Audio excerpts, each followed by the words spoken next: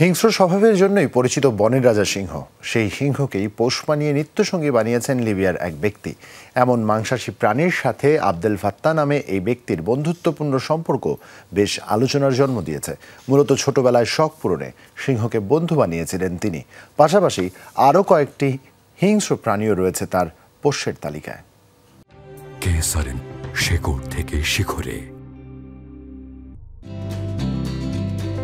কুকুর বিড়াল নয়, সখ্যতা সিংহের সাথে 1 বছরেরও বেশি সময় ধরে পোষ মানিয়েছেন হিংস্র প্রাণীটিকে। সিংহ আর মানুষের বন্ধুত্বের এই নজির লিবিয়ায়।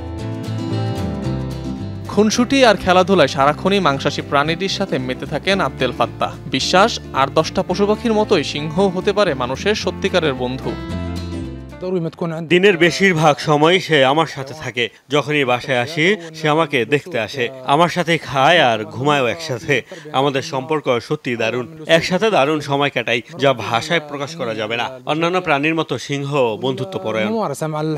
ছোটবেলা থেকেই শিকারী প্রাণী লালন পালন করার শখ আবদেল ফাত্তার। মাত্র 16 বছর বয়সেই কিনে আনেন 4 মাস বয়সী সিংহের শাবকটি। এরপর থেকেই পরম স্নেহ আর নিবিড় পরিচর্যায় বড় করেছেন প্রাণীটিকে। এখন যেন এটি পরিণত হয়েছে তার পরিবারের সদস্যে। সকালে খাবার খাওয়া থেকে শুরু করে ঘুমানোর আগ পর্যন্ত আবদেল ফাত্তার সঙ্গী সিংহটি। অবশ্যই এটি একটি ভয়ঙ্কর শখ। এটি পালতে গেলে ক্ষয়ক্ষতির আশঙ্কা থাকে, মাঝে মাঝে হিংস্র হয়ে ওঠারও সম্ভাবনা থাকে। কিন্তু তা আপনার উপর নির্ভর করে কিভাবে সেটি নিয়ন্ত্রণ করছেন। সিংহ ছাড়াও নানা ধরনের হিংস্র প্রাণী পোষেন লিবিয়ার ওই নাগরিক। অনিক রহমান, যমুনা নিউজ।